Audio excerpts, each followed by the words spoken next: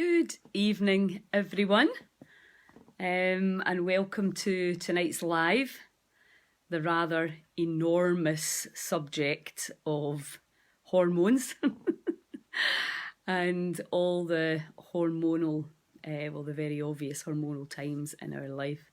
Here's Janice. Hi, Leslie. Hey! Good evening. That was easy. We did it. We're getting good at this. We're always slightly amazed when things actually work. Oh, I know. I'm always totally shocked. I always expect I'm going to do the wrong thing, and I'll be like, you'll be able to see me, but you can't hear me. So that's a good start. No. Well, I'm like that just now because I've got my phone, which is kind of needing upgraded. I've got my laptop, but the mic doesn't work. And I've got the iPad on loan, which I don't know how to work. So, yeah. That sounds like me. I've only got my phone. My laptop doesn't work either. If you move it, it cuts out. And my daughter Catherine's got an iPad, so I might try hers, but I just quite like my phone because I know how to use that. So. Absolutely. Hi, Mary. Right, so we're going to delve into this, Janice, because as you and I both know, this is a huge, varied subject that we just want to shed as much light on as we can.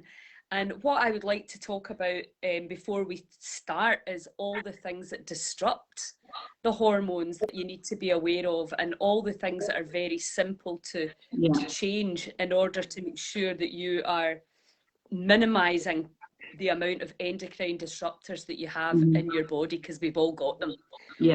So first of all, obviously personal care products, shampoo, conditioner, toothpaste, all the stuff you put on and in your skin. Now, I think a lot of people are much more aware of that now, but you know, we know that when you put things on the skin, within 30 seconds it's in your bloodstream.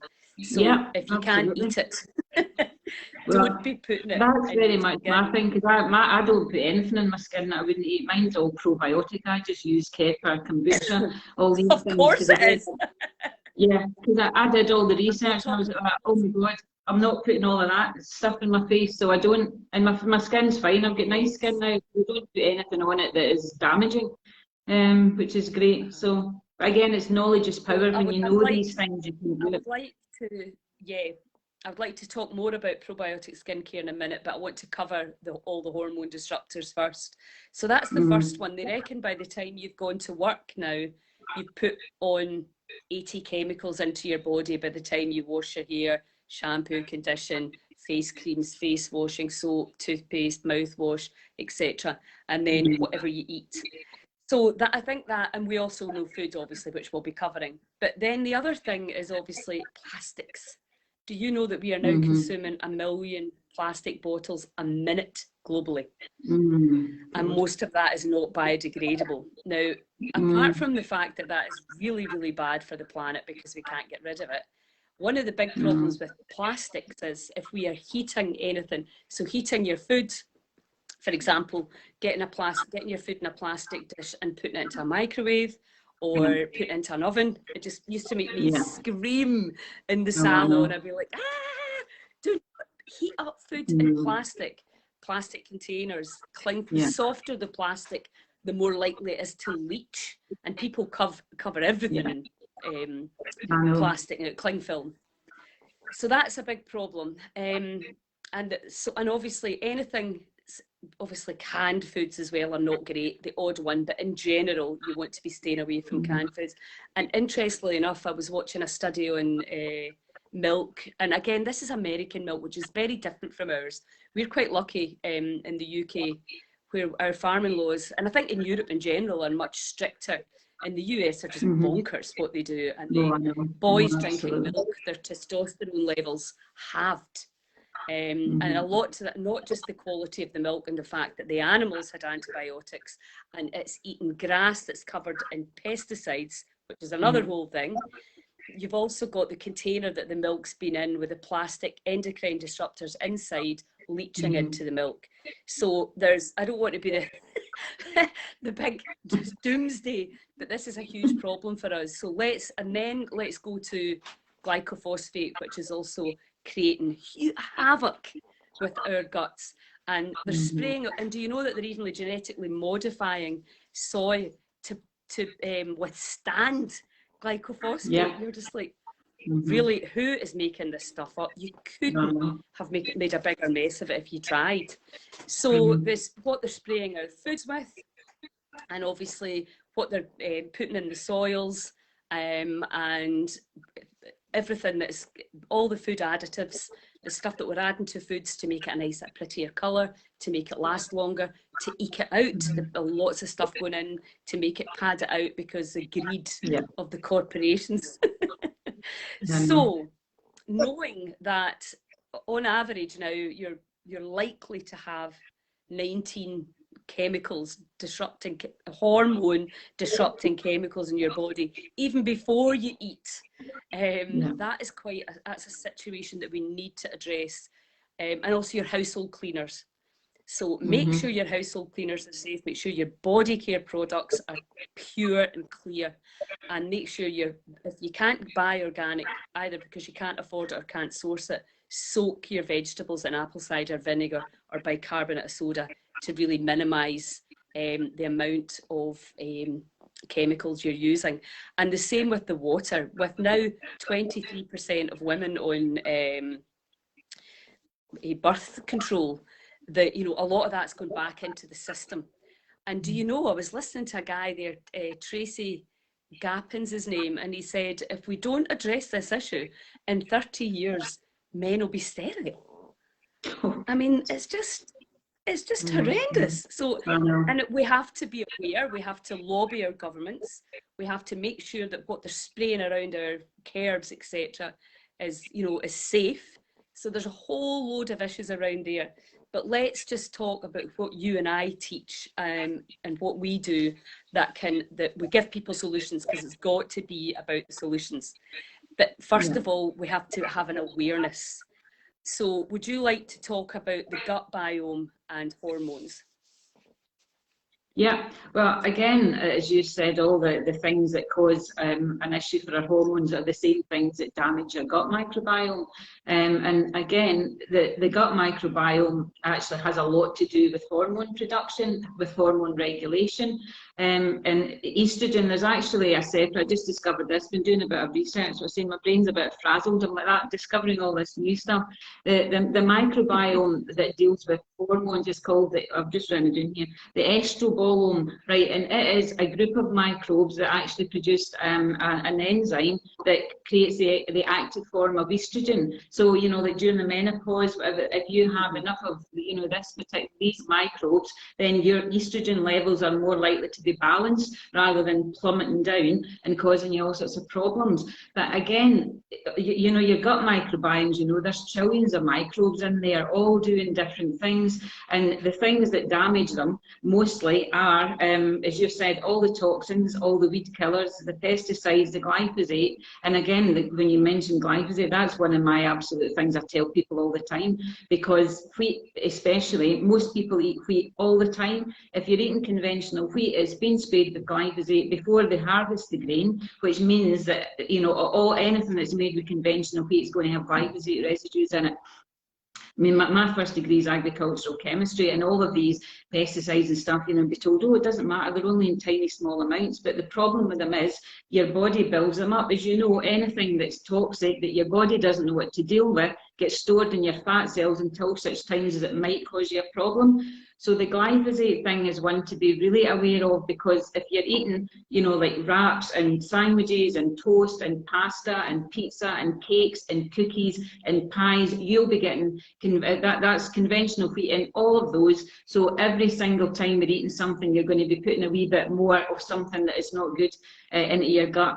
All the drugs as well, antibiotics, so many things that cause an issue. But again, some things, I think if you're aware of them, it's the usual culprits: alcohol, too much sugar, you know, artificial sweeteners. Another one, people think that's a better choice than sugar. It's not. And all of these things, as I say, all of these negative things give you a less diverse microbiome, which means that all your hormone balance will be all over the place, the same as everything else, and your body just won't be working 100%. because, you know, and it's such a complex thing, you know, and you change one thing and, you know, if you don't have good diversity, you don't have resilience, and you won't enjoy as good health as you could. Yeah, and there's a train of thought now that it's not even so much the gluten that's doing all the problem, it's Yeah. the glyphosate. The weed killer. Yeah. The glyphosate. Of course, but the thing actually... is, Lilia, if you think about it, anything that's going to kill something, a pesticide, a fungicide, they're going to kill stuff. They kill bugs, they kill insects. We've got all these incredible wee microbes in our gut, they kill them. That's what they do, you know, these things, and, you know, stuff like artificial sweeteners that people often think that's a better choice for my health. It's not, because what happens is with artificial sweeteners, the very word, they're artificial. Why would you want to put them into your body? What happens with them is they go through your stomach undigested and interact with your gut microbes all the way through your colon, and changing that balance. And again, they don't help anybody to lose weight. You know, all artificial sweeteners do is send a message to your brain to tell you, oh, that's fine, there's some calories coming. There isn't. They don't work. That's one of these other food myths. They don't work. So artificial sweeteners are a disaster for your gut microbiome. Too much sugar, another disaster.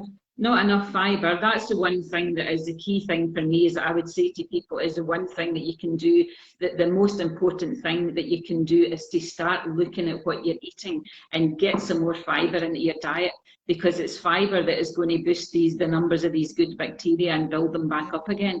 Without fibre, without a food source, they're not going to be working for you on your behalf. So it doesn't matter if it's your hormones or if you're trying to get pregnant or anything else. It just means your body is not going to be working efficiently. You know, so I was going to say, I think... Sorry, you carry on, Lily. Yeah, I mean, I think, you know, when we, particularly as a female, but obviously this is an issue, this hormone disruptor is affecting the men and the women. But we'll talk about we're talking primarily about women tonight, but it's still the same advice, food-wise and chemical-wise. Just get everything out. The other thing that I didn't mention is the fire retardant that's in all of our household furniture, and it's sprayed in our clothes and everything, and it's the thing is, it's these straws that break the camel's back, you know, and this is what we're saying, you know. They reckon in the last 10 years there's been something like 80,000 new chemicals brought in. So we're now got to a place where, and then they're doing far more vaccinations than they used to. So everything from every angle, it's like more meds, more everything. And without really stopping to think, how much can the body take? We've all moved inside into artificial light, artificial heat, which is one of my big gripes. And we're all in this kind of boiling pot cesspit, really, for disease. And that's why we have such a burgeoning rate of hormone-related cancers. And, you know, it's a shame, because a lot of people just don't know. And that's really what this podcast is about, is to get the information out and also to help you understand the body. So when you think of a monthly cycle where, you know, obviously we build up to that time of the month, and a lot of people now are, you know, they're miserable for 3 or 4 days of the month, every month, because their hormones are disrupted. And not just because they might even have quite a clean diet, but may not realise they're using plastic all day, plastic cup, plastic coffee mugs, all of that stuff. It's going in. And again, some of us are more sensitive to it than others. And also we're understanding now this goes down generations. So, you know, we're actually getting weaker and weaker and weaker, because as we become more and more toxic.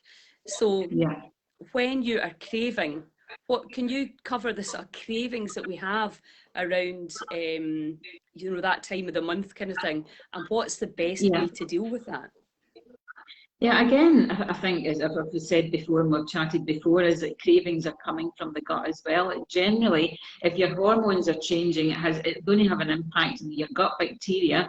They're the ones that are calling the shots and telling your brain to go and eat a particular thing. The cravings for sugar usually comes from the bad bacteria in your gut, the bad guys. So whether they become more prevalent at certain times during that cycle, then, you know, if you then sort of give into that, so just give us more sugar, what you're doing doing is you're perpetuating that, because you're feeding the ones that are actually going to cause you problems, that are not going to help you in any level at all.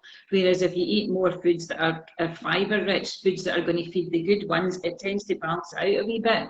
And even things like if you drink things like kombucha, which, because I make all the fermented stuff, that starts to change your cravings, because what kombucha does is it's a fermented green tea, and it works to clear stuff, you know. So there's a lot of stuff hanging about it. It detoxifies your body, it balances it, it's got B vitamins, it's got all sorts of things in all that can help with your mood and all the other things as well, you know, because the B vitamins are, you know, obviously they're correlated a lot with mood, and a lot of people, you know, when they're around their periods, they feel really unwell, cramps, whatever. But the thing is, your gut microbes also produce B vitamins. So again, if you don't have a good balance, you're not probably going to have enough. And again, it's the cravings for things that are not good is just generally, you know, a message that your gut isn't good, to be honest. And I'm sorry to go on about that all the time, but the thing is, that's what it comes back down to. You can change your cravings, but as I say, to do that, you have to change what you're eating, because I've said before, we've all got a balance, and I've got a good and bad, and at different times, different things are happening. That balance changes all the time. It's never going to be static, and it's, oh, I've sorted my gut microbiome. It doesn't work like that. And again, all the things that we've said can affect it. Stress affects it, all sorts of things, whether you're exercising, being indoors, all of the things that you said, and all the things, as I said, can change that balance. So for me, what you have to do is, to get the balance back, is you've got to eat the food source for the good guys. So instead of thinking, I'm going to go and eat a bar of chocolate, go and have an apple, go and eat a pear, have a banana, have an oat cake and a banana. You know, it's simple things like that can just, you know, curb those cravings. But if you give in to those cravings for sugar, all that, as I say, you're going to do is you'll just get more cravings for sugar. So to change it right, and then something else that's going to, you know, sort of feed the good ones rather than the bad ones, because sugar again is really detrimental to your gut microbiome, to the good ones. When I say that, obviously, as I say, there's good and bad, but too much sugar, really bad. It can damage your gut lining and all sorts of stuff. So, but again, we know that, okay, sugar in moderation is okay. It's the amounts of it that we eat, and as you said as well, Lilia, it's the amounts of toxins and stuff that we're dealing with, but without the robust gut microbiome to deal with it. Because that's the other thing that we're being handed down through the generations. As the generations go on, we're handing down less and less diverse gut microbiomes to our kids, to babies. And again, that all goes back to the whole anti-vax stuff. Let's sterilise everything. Don't let your kids out to play in the dirt. Babies born, you know, from section rather than being vaginally. But so much stuff going on that is disrupting how our bodies actually work, and then all we're doing is piling more and more and more bad stuff without boosting the good stuff. So as you say, it's like the straw that broke the camel's back. It's only one thing after another thing after another thing, and all of these chemicals, all of these things are all detrimental. So if you're having issues with your hormones, again, you do have gut microbes that can help you with that, but you need to feed them. So yeah, and that's it. The more good food you put in, as you said, the more you start to crave that, and then that also obviously affects your blood sugar. Yes. And obviously we have a burgeoning cases of type 2 diabetes, which I thought I was going into for a while there, but because it's in my family, I nearly took a heart attack at the idea. Oh, I know. But then realised actually that I'd had a spike because I'd had a lot of roasted vegetables. And yeah, so it was just a learning experience as well of, but also knowing that genetically I could be predisposed to that, but I absolutely can override that. And also for women my age, our age, and over the last few years, our insulin resistance can change, and I don't think we fully understand that, but we know it's to do with lifestyle and hormone disruptors. So when previously, before menopause, the body manages to keep its inflammation at bay, and then after menopause it can really go quite crazy, and that's where you get the hot flushes, etc. And that's when obviously we become, you know, quite vulnerable as women at that age.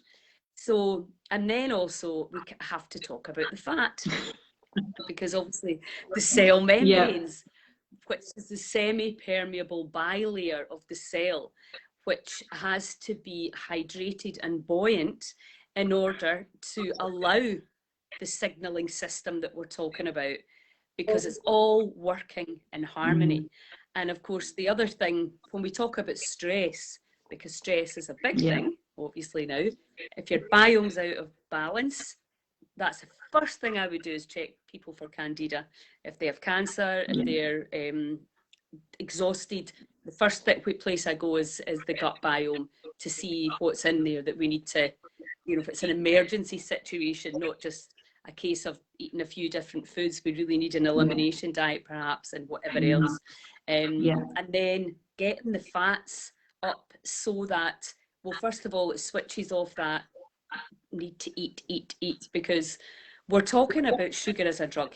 They say it's as addictive as heroin for some people. So, you know, I think people need to be aware of that. It is, we're using food as a drug, and we're using drugs to fix our food problems. Absolutely. Mental. It is mental. You know, so I would say they're talking about the doctor of the future will not use drugs for symptoms, they'll use food for healing. And I thought that surely has to be the way that we're going. I think so. Targeted probiotics, that would be a wonderful thing. But again, we're a long way away from that, Lilia. But that would be way preferable to just treating symptoms with drugs. But a long way away from that. But there is a lot of stuff we can do ourselves, you know. So we've looked at the reasons why these hormone disruptors get into the body, and also when we eat foods that are, you know, got all these E numbers in them and are processed and dead, let's face it, totally dead. So not only are they not doing the body good, but they're actually doing the body harm. So, you know, the food you can go in might not be doing you any good, but it might not be doing you any harm. But some of the food that's going in now, because of the way it's been processed, can be really harmful. And so now I think everybody should understand why our hormones may be out of balance. So then we look at the solutions. And, you know, I always, when I'm working with my clients, well, more in the past with nutrition, but it's about, if you're going to move house, or if you're training for a marathon, if you're getting pregnant, if you're wanting to get pregnant, if you're breastfeeding a child, all of these things are huge. And maybe when you've had the baby's like taking all the goodness from you, and you basically get what is left. And we could go into the way they've medicalised the birth process as well, but let's not go there right now. Let's talk about us as women. So after you've had one baby, what happens is the first child gets the best pop at the essential fats. So if I was healthy when I had my first child, my son Xander would have got the best pop. But the other thing is he would also have got all the toxicity, because my body would have used that route of elimination to get rid of everything that it no longer needed. So that's the pleasure of being the firstborn. I'm the firstborn too. So then any subsequent pregnancies after there, I need to really make sure that I'm replenishing the stocks, you know, in terms of the fats, the proteins, the biome, so that I can then give the second child the same health chances as I gave the first, and so on and so on and so on. So it's really, really fascinating process. So what would you say from the food scientist perspective, you know, somebody who is pregnant, for example, how would you then deal with that? How would you change it? Because they say you shouldn't eat for two, but you're hungrier. Let's face it, you're grown a human. You are hungrier when you're pregnant. Would you not agree? Yeah, well, I mean, I've got 4 girls, to be honest, and I was one of these people that I didn't really eat that much. Yeah, I've got 4 girls, yeah. And every time I was pregnant, I kid you not, I'm quite small. I mean, I'm only like 5 foot. Well, I say I'm 5'2". I'm only 5'1 3/4". But every time I was pregnant, I ended up about 2 stone heavier than I was before I was pregnant, and I didn't eat anything else. I couldn't quite figure it out. And also with me, I breastfed them all as well. I never lost any weight when I was breastfeeding. My body was hanging on to all the fat. So I couldn't actually, I mean, I ended up, as I say, I was 2 stone heavier, which was damned annoying when you look at folk that can have kids and go out in their jeans, and I'm like, that's not fair. But anyway, in terms of diet, when you're pregnant, absolutely eat a balanced diet, eat well. I mean, I never ate for 2. I mean, okay, I was partially a Cadbury's cream egg every now and again, and I'd say that that was a craving. But the funny thing is, some people do have really weird cravings, you know, and eat lumps of coal and eat dirt. But again, there are minerals and stuff. So that's quite a strange thing that sometimes all these different instincts kick in. You're like, why the hell am I eating that? It's because there's minerals and whatever in it to try and prepare, you know, for the baby. But what you were saying about your first one taking the best, but then the thing is, subsequent kids have got all the siblings that they'll be, you know, getting slobbered and kisses and snot, and they'll get dating out to play and rolling about in the dirt. So they've got an advantage from that point as well, because they're going to have, you know, their microbiome's probably going to be a bit more diverse, because they'll be, you know, they'll be probably, you're not as precious, you know. Once it came to my fourth one, she was like the easiest wee soul ever, you know, she was such a wee joy, and she, you know, it's like the rules all go out the window, but the rules changed all the time. So from the first one, you know, that's the other thing, you know, women are not allowed to trust their own instincts. They're told, don't do this, don't give them that, you can't do that. And then people start thinking, oh, I don't know what the heck I'm doing. And, you know, now that it's like when you go back to when we were young, I mean, nobody had allergies, asthma, any of these problems at all. And look at it now, behavioural issues, autism, allergies, eczema, eczema, 1 in 2 kids have probably got something. And you have to look at that.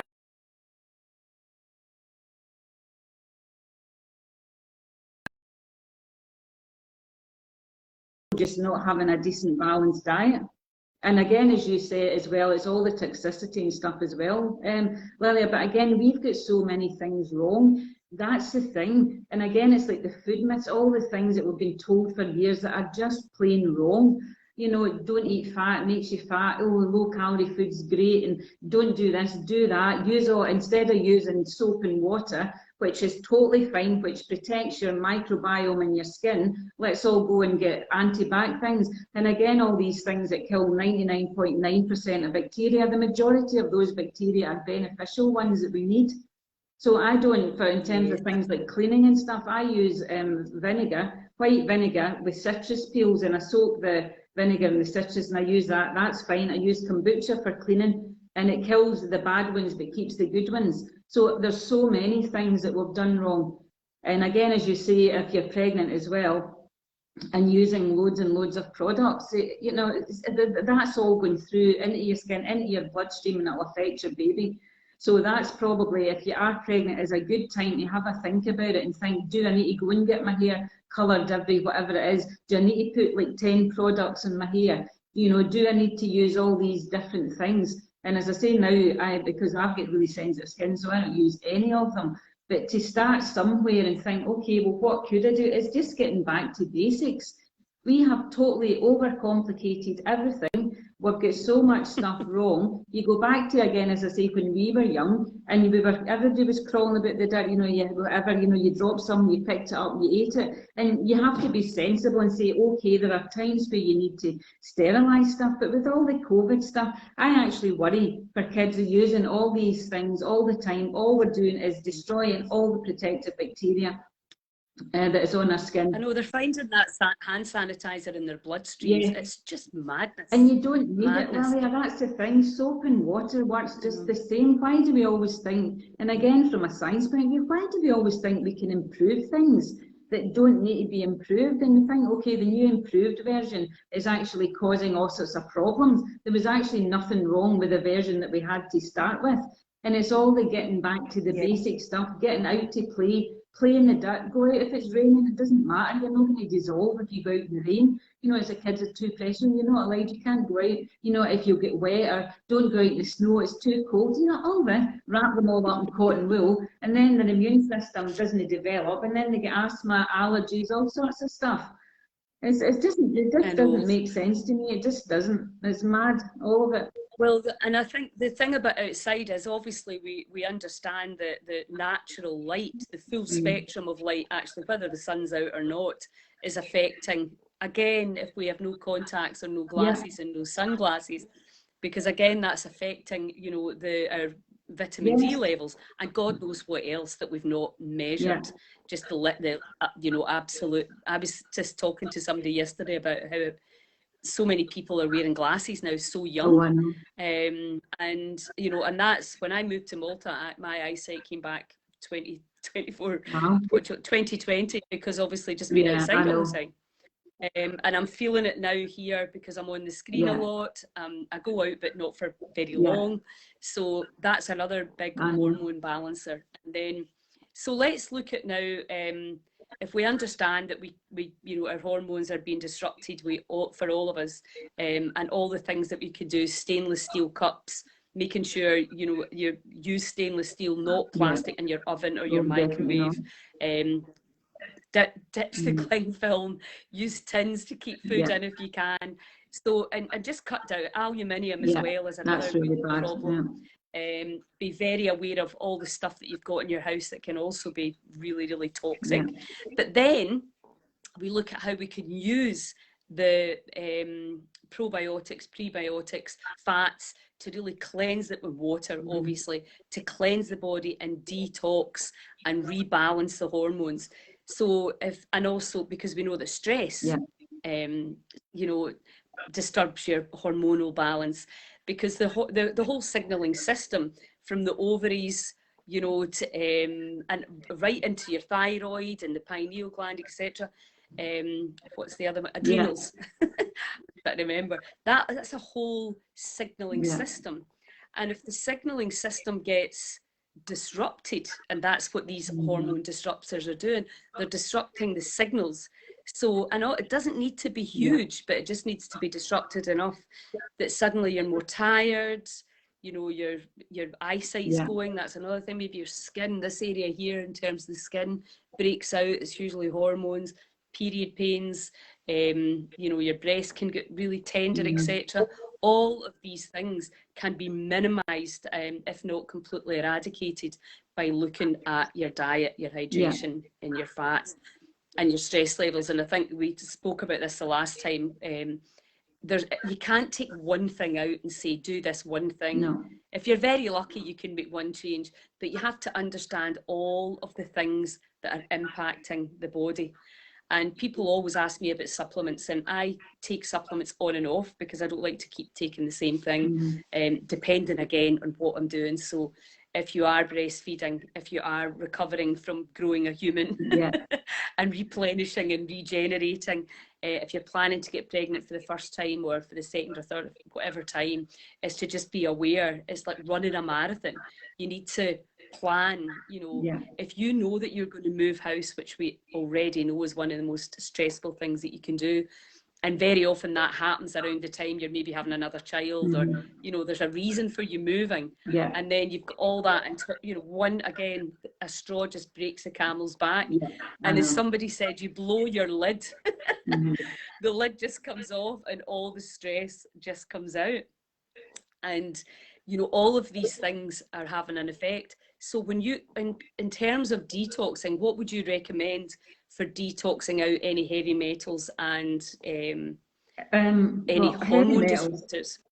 Well, what I tend to do is I say kombucha is fantastic actually, because it continually cleanses stuff from your body, and it's also got B vitamins in it, which really helps with stress and mood and whatever. It's got organic acids in it. It's a balance of liver. And the good thing, again, going back to like the fermented foods, what they do is they're giving your body support. So again, if your body's got a lot to deal with, if you start to think, okay, if you drink kombucha, for example, it just helps your body. It gives it a bit of a helping hand, and it doesn't help it in one way. It helps it in loads of different ways because of all the different things it does. So it's almost like it's like an internal Hoover, if you like, because once you make it yourself, it's really easy. I mean, if I drink it, so anything that's hanging about, as you say, any toxins or anything that are just hanging about looking for, you know, to grab onto your colon or whatever it is, a lot of the time we can get rid of them. Also, what I was going to say is coriander is a fantastic heavy metal detoxifier. I love coriander, and I make I've got the recipe. I've got a couple of recipes. One is called spicy zug sauce. It's fantastic. It's got loads of coriander. I go and buy big bunches from like the Asian supermarket. They've got great big bunches, not the wee pathetic ones you get in the supermarket. And again, but again, see all the fresh herbs, they're fantastically good for your gut microbiome because of all the polyphenols. And again, if you get vibrant green herbs, are fantastic because they've got tons of other stuff that your gut microbe, your microbes can use as well. So coriander is a fantastic one, but sadly it's one of these ones that people either love it or they hate it.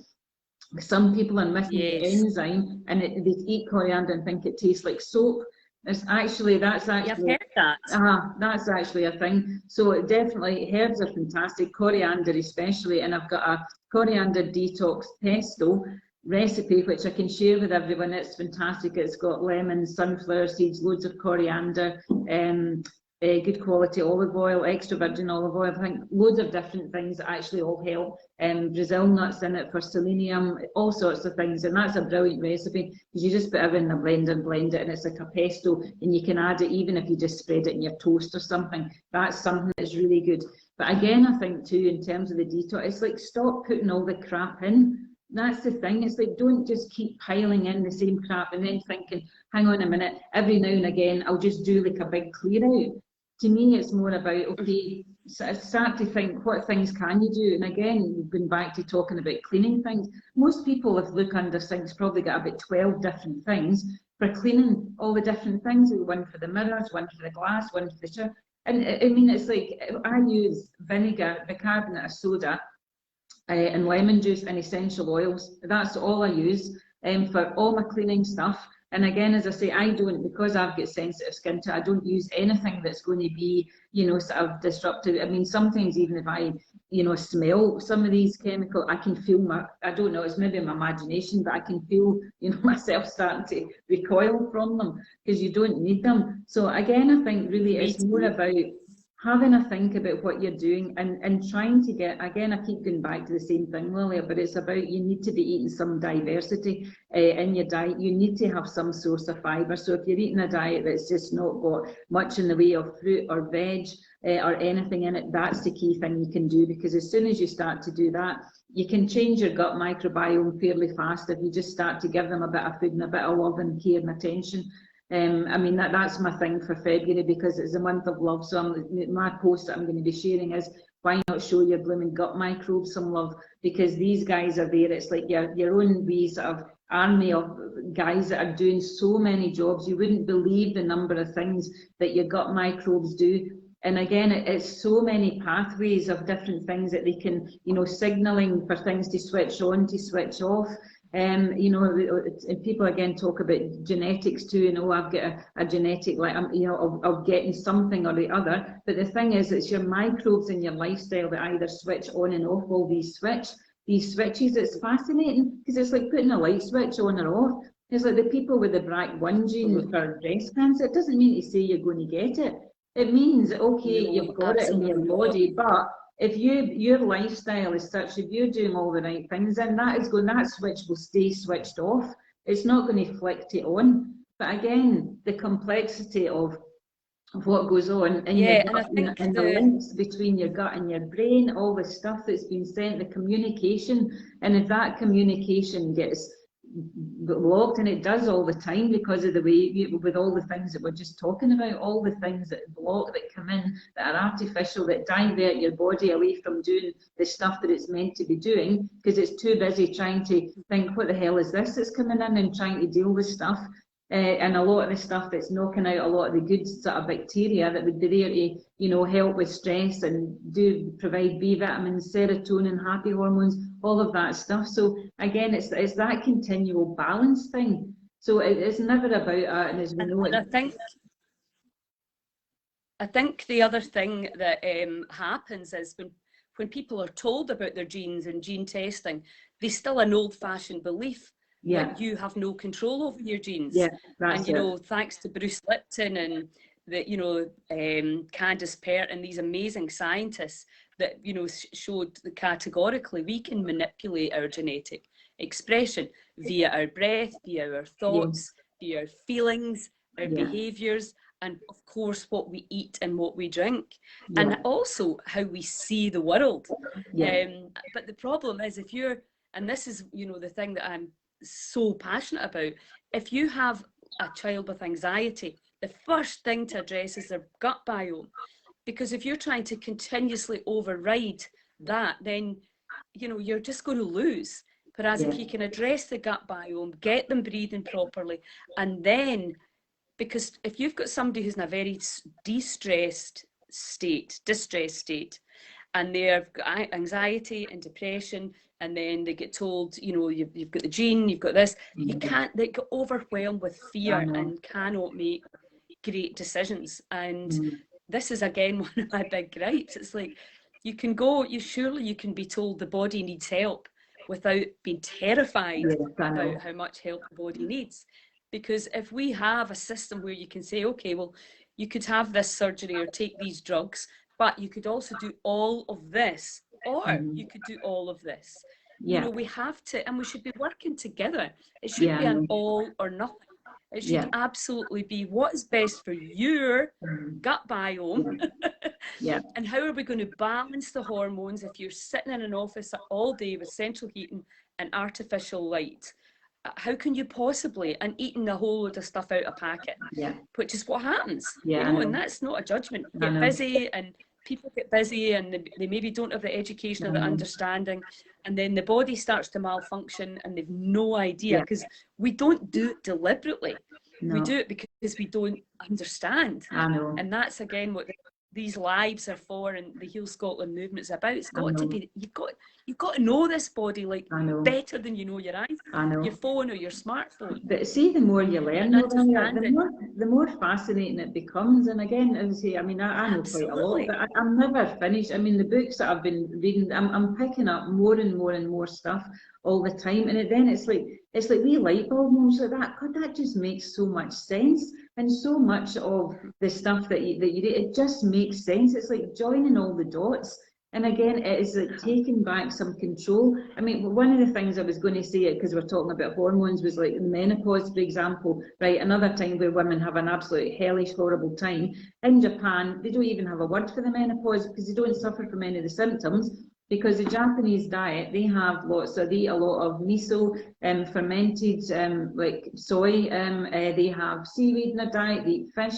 They don't even have they don't have hot flushes or anything. So I mean, but look at the state that we're in the West. So many women, their life is just totally. You think you get to that age, and then you've got all sorts of issues, putting weight on, your mood's terrible, horrible hot sweats, then your bones. You know, you need to watch your bone density, you need to watch your heart health, and all of that comes back down again to this regulation of estrogen, because estrogen controls all these other things. So it controls your fat metabolism, your bone. Your bone health. So again, that's an issue for people, you know, thinking, oh my God, I'm getting older, my bones are all going to sort of disintegrate, and so many things. But again, if you look after your gut microbiome, they will do the balancing, and your body will find the right balance. Now again, going back to myself, I've sailed through the menopause, no any problem at all. And at that time I was doing kind of macrobiotic stuff, so I was eating miso soup and doing different things, and maybe I was lucky, I don't know, but I mean, I sailed through my pregnancies as well and didn't really have I'm not sailed, but I mean, I was okay, I didn't have any issues, nothing really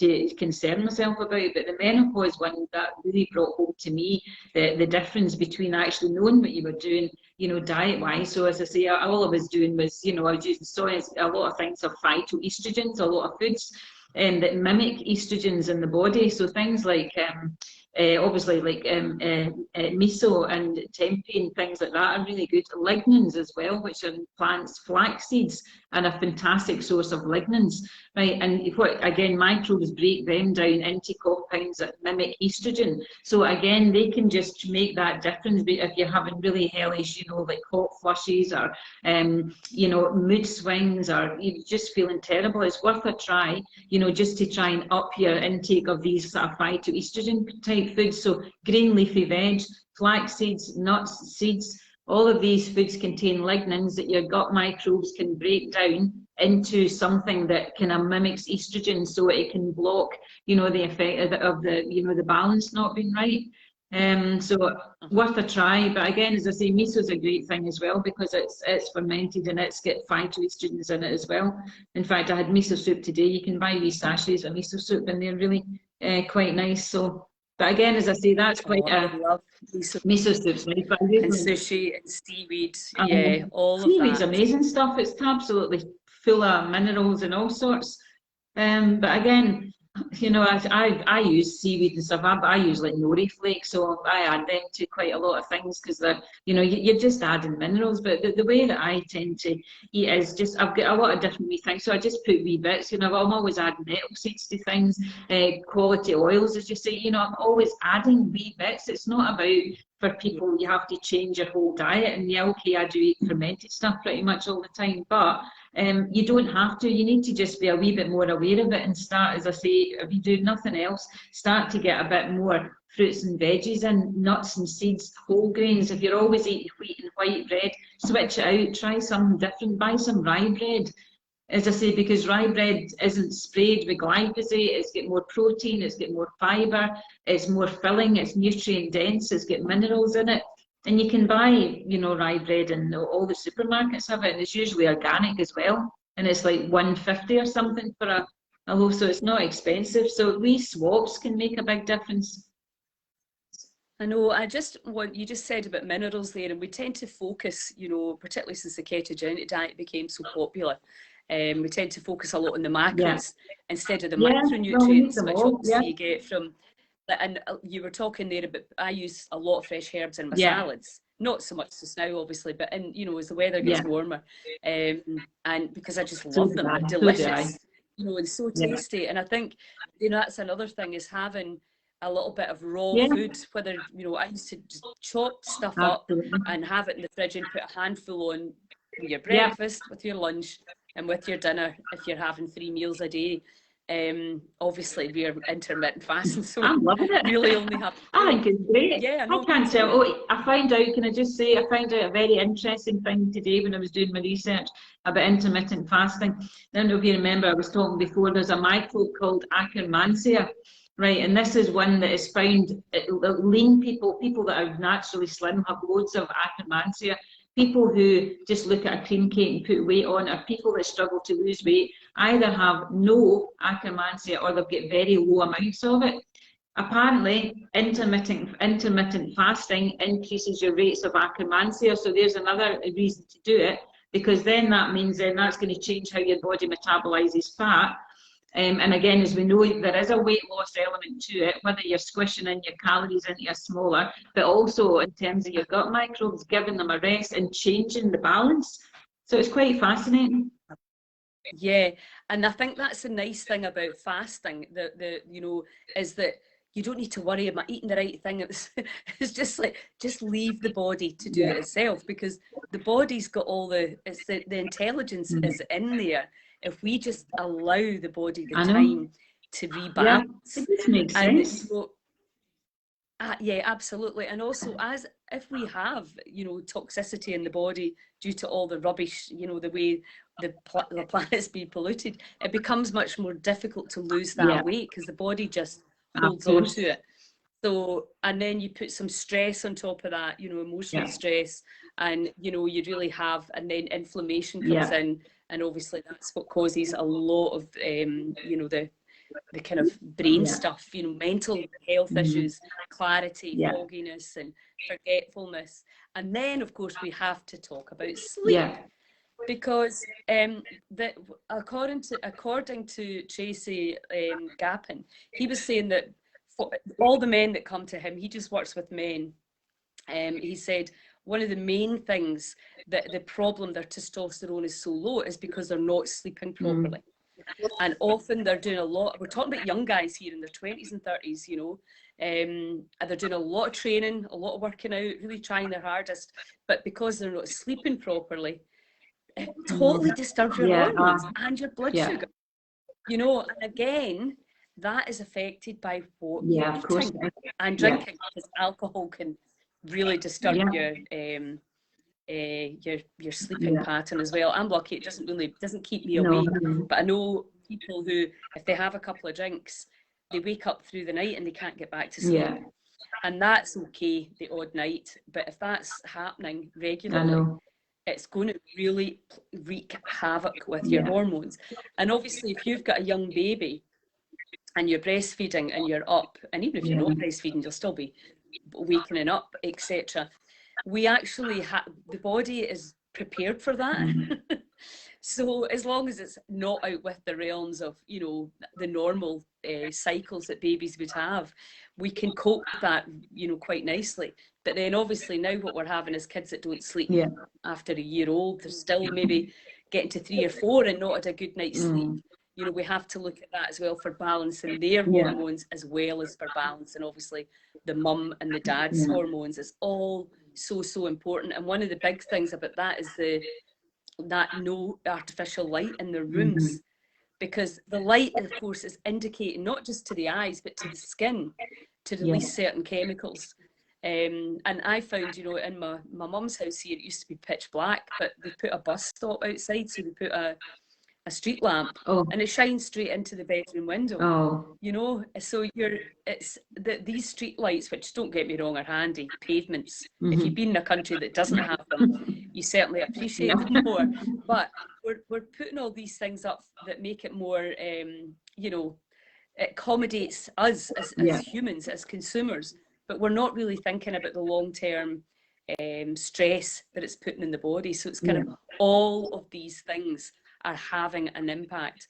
So when we go back to it, we're just looking at lots of good quality food. Add in, put in your herbs, coriander, make your own kombucha. Make sure that you're sleeping with, you know, in the dark, and that you're in bed. The healing hormones flood in between 10 and 2 in the morning, and that is when the body, according to Chinese medicine, it starts to detox all the organs. But you have to be sleeping to facilitate that process. And we know as we get older, you know, that the sleeping can change. I've been getting quite obsessed by my levels of deep sleep, etc. Because if you're not having that kind of sleep, you're not going to have the kind of performance that you want to have through the day. And, you know, it's interesting because people are saying, can I have this? Can I put milk in my tea? Can I put, you know, everybody wants kind of, what sugar can I use? And it's like, well, if you're just, you know, a lot of people are doing the intermittent fasting and getting great results putting milk in their tea. Happy days. That will work for some people. And also, if you're just looking for a bit more energy, a bit more clarity, a bit of weight loss, but when you start to move into wanting to tune in, to meditate deeper, and to really cleanse the body so that you can really drop down and drop the brain frequencies down into these states where the magic and the mystery happens, then the diet has to be cleaned up to make that process as the signaling system as clean and clear as possible. So it's all and it's everything, isn't it? And I hope we've not overloaded people going, oh my God, all these hormone disruptors. We can deal with them, just make better. For me, the stuff like the skincare and the household cleaning stuff, just get it out your house. And use the vinegar. It's cheaper. So that's a really simple thing to do. You just need to remember. Lily, I have a big jar. What I do is I keep all my citrus peels, so lemon, limes, orange, whatever. Just put all the peels in a jar, and then I pour just white distilled vinegar over them, and just leave them to infuse for a few weeks, and then you've got lovely citrus vinegar, which works great for cleaning stuff. It's great for cleaning your windows, your shower, you know, the sinks and whatever. And it does smell a bit vinegary, but I mean, you can put a few drops of essential oil in, and I put it in a spray bottle and just use that. And I've got a kombucha one as well that I use. Yeah, I've been doing that for years as well, in the bicarbonate soda, just to give it a bit of traction. What do you use for your skin? You said about probiotic skincare. I use whey. I make kefir, which is the fermented milk, and then I separate it out, pour it through a bag, and then I get the clear whey, which is actually used to be called liquid gold. It's fantastic stuff for your skin because it's got tons of, it supports collagen production. It's the same pH as your skin, and it's got organic acids in it, so it naturally exfoliates your skin as well. It does all sorts of stuff. So I just have that, and I keep it in the fridge, and it keeps for months. Put it in a cotton wool pad. So I don't wear makeup, so I don't need to have any tape of makeup. I just use that at night, and I just use it to wipe my face to get the dirt off. But also what I do is I put I put the solid stuff in my face. I put kefir in my face as well because again, it's probiotic. It supports your skin health. It exfoliates. It fills in wee lines. It just does. And see when you put it, if you put the kefir on your face, it tightens it. It's actually like having like a bit like a facelift. So I just put it on and leave it until it feels quite tight, and then just rinse it off. And then I have various different things that I put in my skin. I blend up SCOBY sometimes with some cream and stick that in my face. I've got an avocado oil kind of mixed thing that I made. So everything that I put in my face, I would be quite happy to eat it, apart from my SCOBY. But I use stuff for my hair as well. I put whey in my hair. Because again, I don't use like hairspray.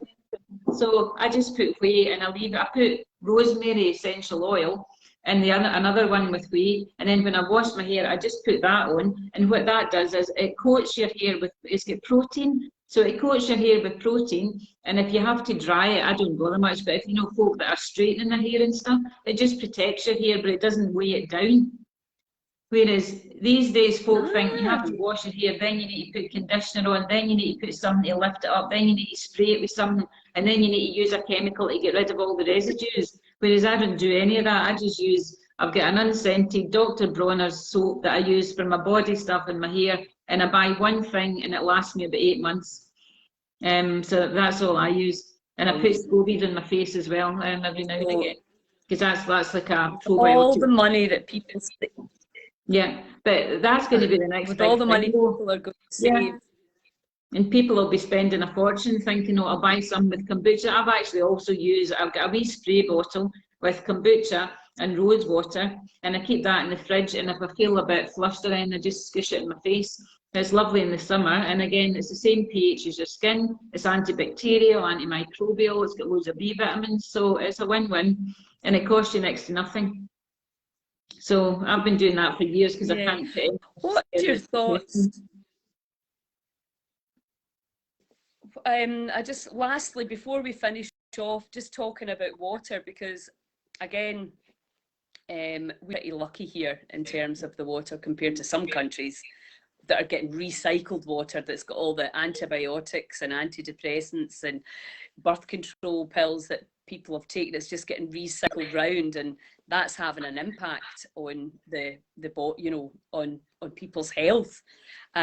So what would your but having said that, we know that there are chemicals that go into our water. So do you filter your water? Lilia, I can't what hear do you. you do? I'm asking about your water. Okay, do sorry. You filter your water? I've got a filter jug. I just filter my water with a kind of Britax filter thing. For my drinking water, I've just got one of these jugs and I filter it. Yeah, cool. It'll take chlorine out. I don't know what else it takes out, but the water definitely tastes better and because I do a lot of ferments, chlorine is obviously antibacterial, so I don't want to use, tap water from my sourdough or from my veggies or anything. So I just use a filter jug and I just change the wee filter thing in it. But it does filter some stuff out. Yeah. When I met Dr. Brian Clements from the Hippocrates Institute, he said distilled water is the best, just to use the distiller. And you can get them now for like, I mean, it's 100 quid. I mean, it's not cheap, but it's not nearly as expensive as it used to be. So I think if people are concerned or if they are suffering from hormonal issues, your water as well, because the water is, drinking a lot of clear water is one of the fastest and easiest ways to clean the inside of the body, the urine. So the more you drink, the more you shrink. The more you drink, the more you flush out all the rubbish. Obviously in conjunction with your fats and your live enzyme-rich foods. So I think what's really nice is that we are going into spring. Things are going to start growing again. We can grow our own greens and get some live, raw, greens into, I think, chopped greens and chopped fresh herbs, just delicious. A grated carrot, a grated courgette. That's what I do, some nuts and seeds in there, and a nice dressing, because then you're getting every day. it's again, it's the same as the breathing, just these daily, a little bit of daily practice and a bit of attention every single day, and you know, slowly but surely you're going to feel a lot better and remove the rubbish that's in the body through and out, because that's what we want to be doing. It's like keeping it like a flowing, healthy river, rather than what happens right now, it becomes like a stagnant pond because we're not moving as much and we're not, although I think lockdown's been good for that. I think a lot of people seem to be walking and getting out in the and exploring the countryside, because the weather, although it's been cold, it's been really nice. Can you hear me? You've gone all funny there, Lily. I couldn't quite hear you. Right. No, I think I've lost you. I was place. picking up odd words there, but I couldn't quite hear you. Maybe everyone else could. Right, okay. Okay, I think that's a really good place for us to finish. Right. We've given people lots of good ideas. Fresh air, sunlight as well, another brilliant way to really balance your hormones. If you're doing any exercise, try and do it outside. Breathe outside if you can. And obviously use your imagination, just really your language, you know, and make sure that you're guiding the body in the way you want to go, and letting go, of course. Letting go and letting go of all stress. Right, what we'll do is, Janice, you and I can answer the questions. There's people asking lots of questions, but I didn't want to stop the flow of the chat. So we'll answer the questions after we're finished. Well, listen, lovely to see you as always. I look forward to seeing you in Bruce Arms soon. Oh, yes. That would be great. Okay. Thanks very much, Janice. Thank you.